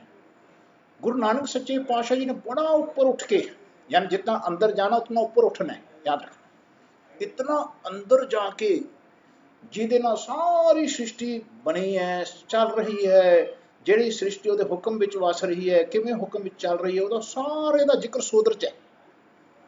ये बहुत वड्डी बाणी है, ध्यान रखना, बहुत विस्तृत बाणी। इहनूं जिस वेले कोई सिख सिख के सही तरीके नाल गा जाए, कहंदे भाई घट बैठे रब दी, उस मालिक दी ਜਿਹੜਾ ਸਾਰੀ ਸ੍ਰਿਸ਼ਟੀ ਨੂੰ ਚਲਾ ਰਿਹਾ ਹੈ, ਕਿਵੇਂ ਉਹਦੇ ਆਗਿਆ ਚੱਲ ਰਹੀ ਹੈ, ਕਿਵੇਂ ਹਰੇਕ ਚੀਜ਼ ਉਹਦੇ ਭਾਵ ਦੇ ਵਿੱਚ ਮੂਵ ਕਰ ਰਹੀ ਹੈ, ਉਹਦੇ ਹੁਕਮ ਵਿੱਚ ਚੱਲਣਾ ਹੀ ਉਹਦਾ ਜਸ ਗਾਉਣਾ ਹੈ, ਉਹਦੇ ਗੀਤ ਨੂੰ ਗਾਉਣਾ ਹੈ, ਉਹਦੇ ਹੁਕਮ ਵਿੱਚ ਚੱਲਣਾ ਹੈ, ਉਹਨੂੰ ਯਾਦ ਕਰਨਾ ਹੈ। ਜਿਹੜੇ ਜਿਹੜੇ ਉਹਦੀ ਯਾਦ ਤੋਂ ਦੂਰ ਹੁੰਦੇ ਜਾਂਦੇ ਨੇ, ਖਤਮ ਹੁੰਦੇ ਜਾਂਦੇ ਨੇ। ਧਿਆਨ ਰੱਖੋ, ਇਹ ਸਾਰਾ ਜ਼ਿਕਰ ਸੋਦਰ ਦੇ ਵਿੱਚ ਆਏਗਾ। ਇਹਨੂੰ ਪੜ੍ਹਨ ਲੱਗਿਆਂ ਕੁਛ ਵਿਸ਼ੇਸ਼ ਤੌਰ ਤੇ ਧਿਆਨ ਰੱਖਣ ਵਾਲੀ ਗੱਲਾਂ। ਪਹਿਲੀ ਗੱਲ ਕਿ ਜਿਹੜੇ ਰੱਬ ਜੀ ਆਪਣੇ ਅੰਦਰ ਵਸਦੇ ਨੇ, ਉਹਨਾਂ ਦੀ ਇਹ ਬਾਣੀ ਹੈ। ਧਿਆਨ, ਆਹ ਦਾਸ ਤੁਹਾਡੇ ਮੂਹਰੇ ਕੁਛ ਰੱਖ ਰਿਹਾ, ਇਹ ਸਮਝੋ ਆਹ ਸੋਦਰ ਹੈ, ਠੀਕ ਹੈ ਜੀ। ਇਹ ਘਟ ਬੈਠੇ ਮਾਲਕ ਦੀ, ਕਹਿੰਦੇ ਭਾਈ ਇਹਨਾਂ ਦੀ ਜਿਹੜੀ ਅਵਸਥਾ ਹੈ, ਉਹ ਗੁਰੂ ਨਾਨਕ ਸੱਚੇ ਪਾਤਸ਼ਾਹ ਜੀ ਦਾ ਦੋਹਾਂ ਦਾ ਜਿਹੜਾ ਵਿਚਾਰ ਹੈ ਸ਼ਬਦਾਂ ਦਾ, ਕਿ ਤੇਰਾ ਘਰ ਕਹੇ ਜਾਏ, ਤੇਰਾ ਦਰ ਕਹੇ ਜਾਏ, ਹੈ ਨਾ। ਇਹ ਘਟ ਬੈਠੇ ਮਾਲਕ ਨੂੰ ਸੰਬੋਧਨ ਕੀਤਾ ਹੋਇਆ ਕਿ ਸੋ ਦਰ ਤੇਰਾ ਕਿਹਾ, ਉਹ ਦਰ ਕੈਸਾ ਹੈ ਜਿਹੜਾ ਤੇਰਾ ਕਿਹਾ ਜਾਂਦਾ ਹੈ ਨਾ। ਸੋ ਘਰ ਕਿਹਾ, ਉਹ ਘਰ ਕੈਸਾ ਹੈ ਜਿਤ ਬਹਿ, ਜਿਹਦੇ ਵਿੱਚ ਸਾਰਿਆਂ 'ਚ ਤੂੰ ਬੈਠ ਕੇ ਸੰਭਾਲਦਾ ਹੈ ਨਾ। ਐਸਾ ਜ਼ਿਕਰ ਆਊਗਾ, ਹੁਣ ਆਪਾਂ ਪੜ੍ਹਾਂਗੇ, ਪਰ ਪੜ੍ਹਨ ਤੋਂ ਪਹਿਲਾਂ ਸਮਝਣਾ ਕਿ ਆਹ ਸੋਦਰ ਹੈ। ਆਹ ਜਿਹੜੀ ਵਿੱਚ ਬਾਣੀ ਪਾਈ ਆਪਾਂ ਨੇ, ਇਹ ਹੁਕਮ ਹੈ, ਯਾਨੀ ਇਹ ਦੋਹਾਂ ਦਾ ਇਹ ਸਰੂਪ ਰੱਬ ਦਾ। ਹੁਣ ਮਨ ਇਹਨਾਂ ਨੂੰ ਦੇਖ ਕੇ ਬੋਲਦਾ ਹੈ ਨਾ, ਇਸ ਘਟ ਬੈਠੇ ਰੱਬ ਨੂੰ ਦੇਖ ਕੇ ਬੋਲਦਾ ਹੈ, ਇਸ ਭਾਵਨਾ ਬੋਲਦਾ ਹੈ ਕਿ ਮੇਰੇ ਵਿੱਚ ਹੀ ਨਹੀਂ, ਤੂੰ ਆ ਸਭ ਦੇ ਵਿੱਚ ਵਸ ਰਿਹਾ। ਕਿਵੇਂ ਸਭ ਲੋਕ ਦੁਨੀਆ ਸ੍ਰਿਸ਼ਟੀ ਚੱਲ ਰਹੀ ਹੈ, ਤੇਰੇ ਹੁਕਮ 'ਚ ਚੱਲ ਰਹੀ ਹੈ। ਕਿਉਂਕਿ ਜਿਹੜਾ ਰੱਬ ਆਪਣੇ ਵਿੱਚ ਵਸਦਾ ਹੈ, ਇਹੀ ਰੱਬ ਸਭ ਦੇ ਵਿੱਚ ਵਸਦਾ ਹੈ। ਇਹ ਨਾ ਆਉਂਦਾ ਹੈ ਤੇ ਨਾ ਜਾਂਦਾ ਹੈ, ਨਾ ਮਰਦਾ ਹੈ ਤੇ ਨਾ ਜਨਮ ਲੈਂਦਾ ਹੈ। ਇਹਦਾ ਜਨਮ ਲੈਣਾ, ਇਹਦਾ ਮਰਨਾ ਹੁੰਦਾ ਹੈ। ਤੇ ਆਹ ਜਿਹੜਾ ਸਰੀਰ ਦਿੰਦਾ ਹੈ, ਇਹਦੇ ਜੈਸੇ ਕਰਮ ਹੁੰਦੇ ਨੇ, ਉਹ ਸੰਸਾਰ ਇਸ ਨੂੰ ਸਰੀਰ ਰੱਬ ਦਿੰਦਾ ਹੈ, ਰੱਬ ਦਿੰਦਾ ਹੈ ਨਾ। ਜੈਸਾ ਵੀ ਆਪਾਂ ਨੂੰ ਸਰੀਰ ਮਿਲਿਆ ਹੋਇਆ ਹੈ, ਇਹ ਇਸ ਰੱਬ ਨੇ ਦਿੱਤਾ ਹੋਇਆ ਹੈ, ਪਰ ਕਰਮ ਆਪਣੇ ਕੀਤੇ ਹੋਏ, ਆਪਾਂ ਨੇ ਕੀਤੇ। ਆਪਾਂ ਨੇ ਕਿੰਨਾ ਕਿ ਇਸ ਨਾਲ, ਇਸ ਬਾਣੀ ਰਾਹੀਂ ਬੋਲਿਆ, ਕਿੰਨਾ ਇਸ ਦੀ ਬਾਣੀ ਰਾਹੀਂ ਆਪਣੇ ਮਨ ਨੇ ਸੁਣਿਆ, ਹੈ ਨਾ। ਜੋ ਸਰੀਰ ਦੇ ਵਿੱਚ ਹੋ ਰਿਹਾ ਇਹਦਾ ਕੀਤਾ ਕਿਵੇਂ, ਕਿੰਨਾ ਕੁ ਜਾਣ ਲਿਆ। ਇਹ ਸਰੀਰ ਦੇ ਰਾਹੀਂ ਜੋ ਬਾਹਰ ਅਸੀਂ ਕਰਦੇ ਹਾਂ ਸੰਸਾਰ ਦੇ ਵਿੱਚ, ਆਪਣੇ ਫੈਮਿਲੀ ਦੇ ਵਿੱਚ, ਸੰਸਾਰ ਦੇ ਵਿੱਚ ਆਪਾਂ ਜਿੰਨਾ ਵੀ ਬਾਹਰ ਕਰ ਰਹੇ ਹਾਂ, ਕਹਿੰਦੇ ਇਹ ਸਰੀਰ ਦੇ ਰਾਹੀਂ ਜੋ ਆਪਾਂ ਕਰ ਰਹੇ ਹਾਂ, ਆਪਾਂ ਕਿਤਨਾ ਇਹਦਾ ਕੀਤਾ ਹੋਇਆ ਕਰਕੇ ਇਸ ਸਮਝ ਕੇ ਗਾ ਰਹੇ ਹਾਂ। ਫਿਰ ਇਹੋ ਜਿਹਾ ਆਪਣਾ ਜਨਮ ਤੇ ਮਰਨ ਫਿਰ ਰੱਬ ਇਹ ਡਿਸਾਈਡ ਕਰਦਾ, ਰੱਬ ਡਿਸਾਈਡ ਕਰਦਾ। ਧਿਆਨ, ਫਿਰ ਇਹਦੇ ਵਿੱਚ ਕਿਵੇਂ ਚਿੱਤ ਗੁਪਤ ਧਰਮ ਰਾਜ ਨੇ ਕਿਵੇਂ ਧਰਮ ਨੂੰ, ਗਿਆਨ ਨੂੰ ਧਰਮ ਕਿਹਾ, ਕਬੀਰ ਜਹਾਂ ਗਿਆਨ ਤੈਂ ਧਰਮ ਹੈ, ਜਾਂ ਝੂਠ ਤੈਂ ਪਾਪ ਹਨ। ਉਹ ਜਿਹੜਾ ਰੱਬ ਦਾ ਜਿਹੜਾ ਕਨਵਰਜ਼ੇਸ਼ਨ ਹੈ, ਉਹ ਕਿਵੇਂ ਸਭ ਨੂੰ ਗਾਈਡ ਕਰ ਰਿਹਾ, ਇਹਦੇ ਬਾਰੇ ਆਪਾਂ ਜ਼ਿਕਰ ਕਰਾਂਗੇ ਬਾਣੀ ਦੇ ਰਾਹੀਂ। ਸੋ ਪਹਿਲੀ ਗੱਲ ਸਮਝਣਾ ਕਿ ਜਦੋਂ ਸ਼ਬਦ ਪੜ੍ਹੀਏ, ਧਿਆਨ ਰੱਖਣਾ, ਕੋਈ ਜਿਵੇਂ ਬਹੁਤ ਖੂਬਸੂਰਤ ਕੋਈ ਚੀਜ਼ ਮੂਹਰੇ ਦਿਖੇ ਆਪਾਂ ਨੂੰ, ਤੇ ਆਪਾਂ ਫਿਰ ਕਹਿੰਦੇ ਤੁਸੀਂ ਬਹੁਤ ਸੁੰਦਰ ਹੋ ਜੀ, ਹੈ ਨਾ। ਆਪਾਂ ਕਹਿੰਦੇ ਹਾਂ ਜਿਵੇਂ ਸ਼ਬਦ ਬੋਲਦੇ ਹਾਂ, ਉਹਦੀ ਰਿਫਲੈਕਸ਼ਨ ਹੁੰਦੀ ਹੈ, ਉਹ ਜਿਹੜਾ ਬੋਲਣਾ ਹੁੰਦਾ ਹੈ ਉਹਦੀ ਰਿਫਲੈਕਸ਼ਨ ਹੁੰਦੀ ਹੈ। ਸੋ ਘਟ ਬੈਠੇ ਰੱਬ ਦੀ ਕਿਵੇਂ ਅਸੀਂ ਬੋਲ ਰਹੇ ਹਾਂ, ਕਿਵੇਂ ਘਟ ਬੈਠੇ ਰੱਬ ਨੂੰ ਆਪਾਂ ਨੇ ਬੋਲਣਾ ਹੈ, ਇਹ ਸਭ ਆਪਾਂ ਨੇ ਇੱਥੋਂ ਸਿੱਖਣਾ। ਜਦੋਂ ਆਪਾਂ ਇਹ ਸਿੱਖਾਂਗੇ ਨਾ, ਫਿਰ ਆਪਾਂ ਨੂੰ ਸੰਸਾਰ ਦੇ ਵਿੱਚ ਕਿਵੇਂ ਘਟ ਬੈਠਾ ਰੱਬ ਬੋਲਦਾ ਹੈ, ਦੁਨੀਆ ਵਿੱਚੋਂ ਕਿਵੇਂ ਬੋਲਦਾ, ਫਿਰ ਉਹਦਾ ਆਪਾਂ ਨੂੰ ਵਿਸਥਾਰ ਸਰੂਪ ਸਮਝ ਆਏਗਾ, ਜਿਨ੍ਹਾਂ ਦਾ ਆਪਾਂ ਸੋਦਰ ਤੋਂ ਬਾਅਦ ਆਪਾਂ ਉਹਦਾ ਜ਼ਿਕਰ ਕਰਾਂਗੇ। ਜ਼ਿਕਰ ਕਰ ਕੁਝ ਬੇਸਿਕਸ ਨੇ, ਸੋਦਰ ਪੜ੍ਹਨ ਤੋਂ ਪਹਿਲਾਂ ਆਪਾਂ ਨੂੰ ਸਮਝਣੇ ਜ਼ਰੂਰੀ ਨੇ, ਬਹੁਤ ਜ਼ਰੂਰੀ। ਜਦੋਂ ਵੀ ਆਪਾਂ ਗਾਉਣਾ ਹੈ, ਘਟ ਬੈਠੇ ਜਿਹੜਾ ਇਹ ਆਵਾਜ਼ ਦੇ ਰਿਹਾ, ਦੇਖੋ ਇਹਨੂੰ ਆਪਾਂ ਤੂੰ ਕਹਿ ਰਹੇ, ਤੇਰੇ ਕਹਾਂਗੇ, ਧਿਆਨ, ਤੇਰੇ, ਤੂੰ, ਹੈ ਨਾ, ਆਪ, ਇਹ ਸ਼ਬਦ ਸਭ ਘਟ ਬੈਠੇ ਰੱਬ ਨੂੰ ਵਰਤਾਂਗੇ ਇਹਦੀ ਅਵਸਥਾ ਦੇ ਕਾਰਨ। ਮੈਂ ਜੇ ਹਾਂ, ਤੈਂ ਬਣਾਇਆ ਹੈ, ਜੇ ਮੈਂ ਜੇ ਬੈਠਾ, ਤੈਂ ਸਰੀਰ ਦੇ ਕੇ ਮੈਨੂੰ ਬਿਠਾਇਆ ਹੈ। ਜਿਸ ਦਿਨ ਮੇਰਾ ਸਮਾਂ ਖਤਮ ਹੋ ਜਾਊਗਾ, ਤੈਂ ਇਸ ਸਰੀਰ ਦੇ ਵਿੱਚ ਜਿਹੜਾ ਚੱਲਣ ਦੀ ਕਿਰਿਆ ਖਤਮ ਕਰ ਦੇਣੀ। जे मैं चाहांगा भी ना कि मैं रहना चाहना महाराज, मैं रह नहीं सका, नहीं रह सकता, मैनू शरीर छड्डना पैना। शरीर तो ही मैं इतना दुखी हो जाऊंगा जिस वे मेरे शरीर के सारे क्रिया बंद होने लग जाए, देखनों हट जाएगा, करनों सुननों हटन लग जाएगा, है ना, चलनों हट जाएगा, हथ पैर करनों काम करने बंद कर जाएंगे, है ना। ये सब यदा हुक्म वरतना है।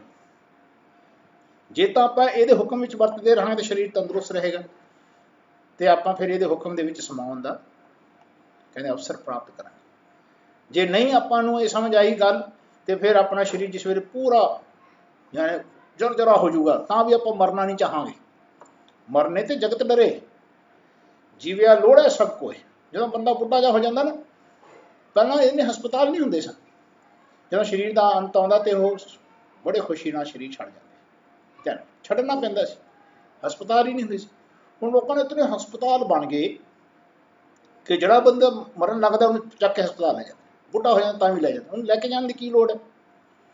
वह शरीर जे जाता, शरीर जान दो, उन्हें थोड़ा की करना है, ध्यान रखो, करन वाला रब है।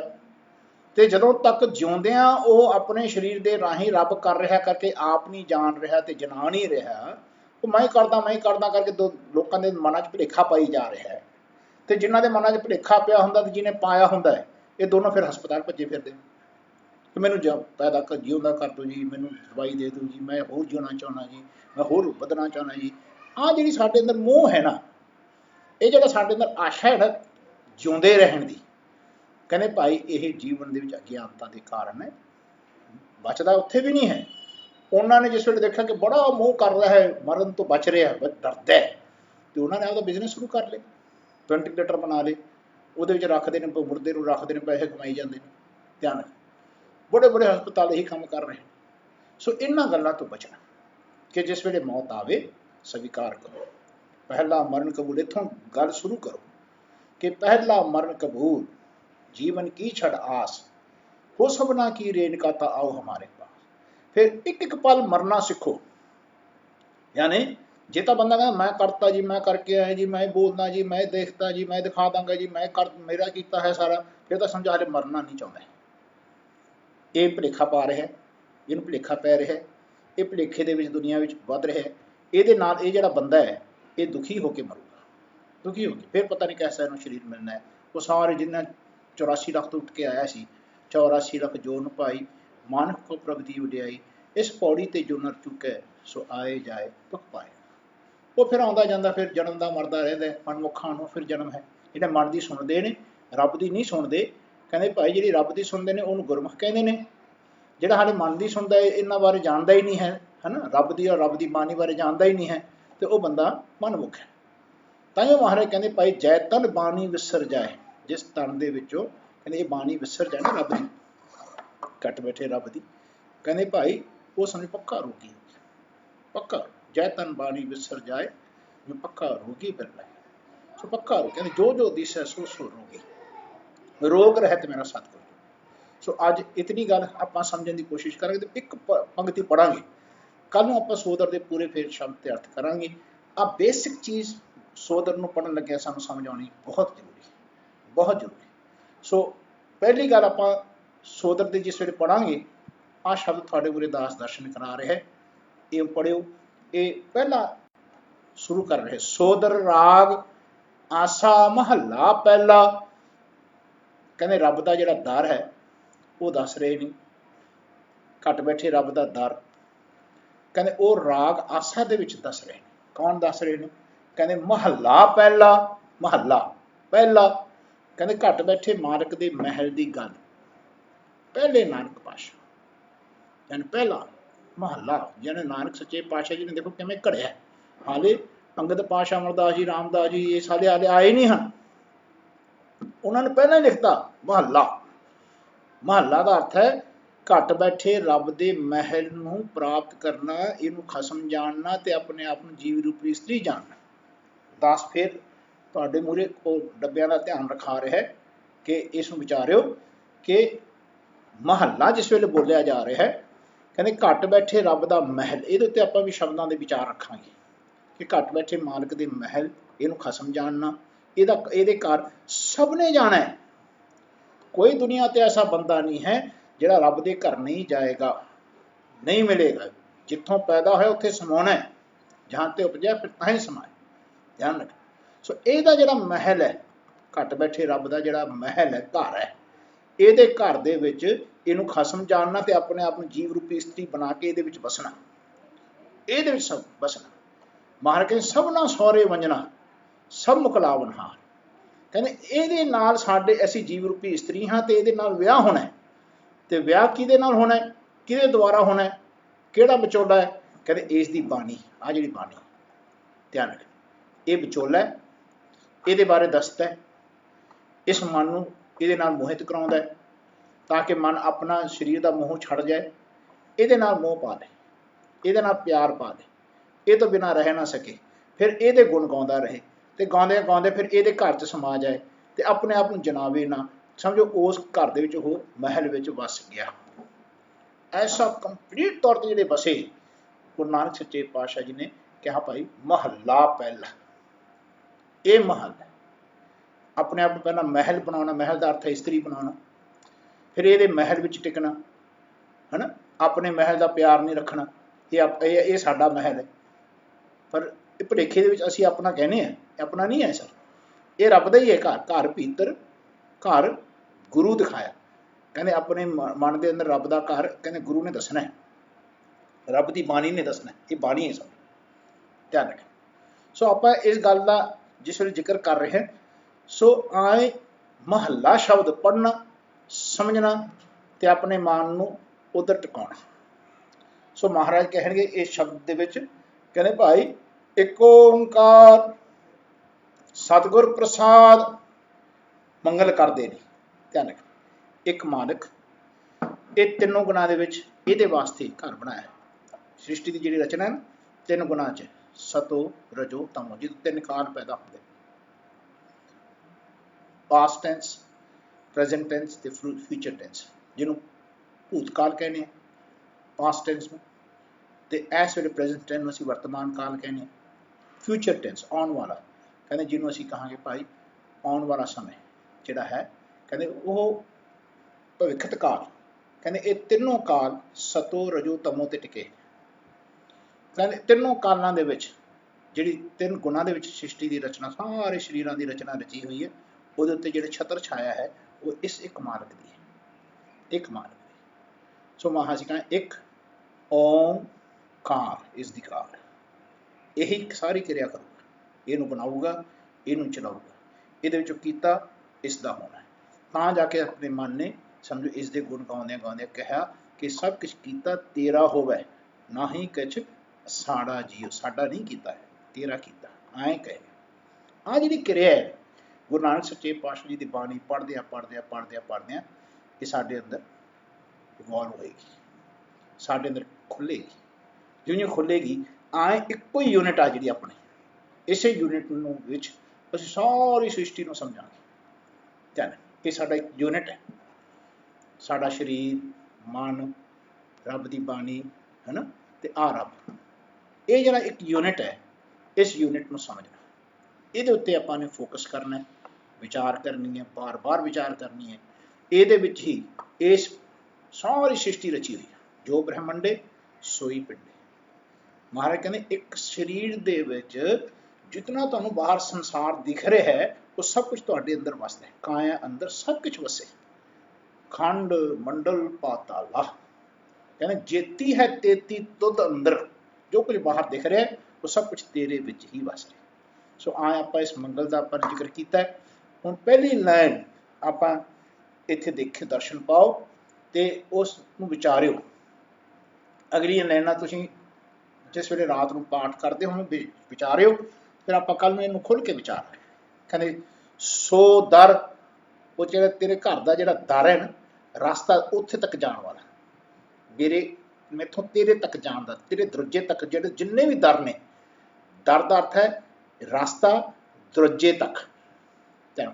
हुण देखो अपने घर के दरवाजे तक कितनी सारी दुनिया के रास्ते अपने घर तक आ सकते हैं। कोई बंदा जहाज़ तो अमरीका तो भी आ जाता अपने घर है, कोई बंदा थोड़े शहर चो भी आ जाता है, कोई बंदा किसी भी इलाके चो थोड़े दर ते आ सकता है, यानी उस दर राही, रास्ते राही। सो दर बहुत बड़ा स्वरूप है, किसी भी राष्ट्र का कोई हिंदू बनया, कोई मुसलमान बनया, कोई कैसा भी बनया, कोई किसी भी भाषा में बोल रहा, किसी भी जात ਦੇ ਵਿੱਚ ਹੈਗਾ, ਉਹ ਰੱਬ ਦੇ ਗੁਣ ਗਾਣਾ ਚਾਹ ਰਿਹਾ ਹੈ, ਉਹਦੇ ਦਰ ਤੱਕ ਪਹੁੰਚਣਾ ਚਾਹ ਰਿਹਾ। ਕਹਿੰਦਾ ਉਹ ਦਰ कैसा है तेरा, ਤੇ ਉਹ ਘਰ कैसा है जिस घर ਦੇ ਵਿੱਚ ਤੂੰ ਬੈਠ ਕੇ ਸਭ ਨੂੰ ਸੰਭਾਲ ਰਿਹਾ, ਸਰਬ ਸੰਭਾਲ ਰਿਹਾ, ਸਾਰਿਆਂ ਦੀ ਤੂੰ ਰੱਖਿਆ ਰੱਖ ਰਿਹਾ, ਸਾਰਿਆਂ ਨੂੰ ਪਾਲ ਰਿਹਾ, ਪ੍ਰਤੀਪਾਲ ਰਿਹਾ, ਹਰ ਸੈਕਿੰਡ ਪਾਲ ਰਿਹਾ, ਹਰ ਇੱਕ ਯੂਨਿਟ ਨੂੰ ਪਾਲ ਰਿਹਾ, हर एक सैल में पाल रहा है, साइमल्टेनियसली पाल रहे। जिवें हुण इस वेले मैनूं देख रहा है रब, मेरे अंदर किन्ने शरीर के सैल उन्होंने भी देख रहा है। ध्यान रख, फिर इत्थे ही नहीं, इत्थे साइमल्टेनियसली मैनूं देखदे आ, सब घर वालिआं नूं देख रहा, बाहर देख रहा, खंडा मंडल अपने मंडा में देख रहा, कित्थे तक देख रहा। देखो उहदा घर ते नहीं पाया जा सकदा। ਆਪਾਂ ਨੂੰ ਤਾਂ ਥੋੜਾ ਜਿਹਾ ਕਹਿੰਦੇ ਨਾ ਕੰਮ ਡਿਊਟੀ ਹੈ ਭਾਈ, ਤੈਨੂੰ ਆ ਇੰਨਾ ਏਰੀਆ ਤੈਨੂੰ ਦੇਖਣਾ, ਅਸੀਂ ਉਹ ਦੇਖਣ 'ਚ ਬੰਦਲ ਜਾਂਦੇ, ਉਹ ਨਹੀਂ ਦੇਖਿਆ ਜਾਂਦਾ ਆਪਾਂ। ਧਿਆਨ ਰੱਖ। सो जीवन में जो बंदा रब के भरोसे देखता है, वो फिर सब देखता है। जो अपने भरोसे देखने की कोशिश करता, फिर वो अक के संसार तो रो के मर जाता, दुखी होकर चला जाता। सो अज इतनी पहली पंक्ति में देखियो कि सो दर तेरा केहा, सो घर केहा, जित बह सर्व संभाले। इन्नी गल आपां अज विचारांगे, कल नूं आपां अगली लाइन पढ़ांगे। वाजे तेरे नाद अनेक असंखा, केते तेरे बावन हारे। नाद यानी श्वास किमें लैंदा है, किमें बोलता है, उन्होंने असीं जिउंदा समझते हैं। कहते फिर वो शरीर विच किमें वजदा है, संसार विच किमें मूव करता है, उहदा किमें मूवमेंट होंदा है, इहदे बारे कल नूं आपां जिक्र करांगे। सो सब करन वाला रब है, रब ही श्वास दवा रहा है। रब ने श्वास देण वास्ते पहलां पवन बनाई, साचे ते पवना पिया, पवने ते जल होए, जल ते त्रिभुवन साजिया। घट घट जो समय के बारे आप कल खुल के जिक्र करांगे। सो अज इतने शब्द प्रवान करियो। बाणी जी के विचार करते हैं, अनेकों प्रकार दी गलतियां बेअदबियां त्रुटियां रह गई हैं, अनजान बच्चे समझ के माफ़ करना जी। संगत अते साधु सच्चे पातशाह बख्शण योग हैं। आओ अज इतने शब्द महाराज के प्रवान करियो। कल नूं आपां महाराज की कृपा सदका के चलांगे। बड़े टिक्के बाणी नूं समझण की कोशिश करिए, ताकि आपां रब दे विच समा सकीए। सो आओ अंतला शब्द पढ़ के फतेह बुलाइए। हे अच्युत हे पार ब्रह्म, अविनाशी अगनाश, हे पूर्ण हे सर्व मैं दुख भंजन गुणतास। हे संगी हे निरंकार, हे निर्गुण सब टेक। हे गोबिंद हे गुण निधान, जाकै सदा विवेक। हे अपरंपर हर हरे, है भी हो बनहार। हे संता कै सदा संग निधारा आधार। हे ठाकुर हों दासरो, मैं निर्गुण गुण नहीं कोय। नानक दीजै नामदान, राखो हिय परोए। नानक दीजै नामदान, राखो हिय परोए। वाहिगुरु जी का खालसा, वाहिगुरु जी की फतेह।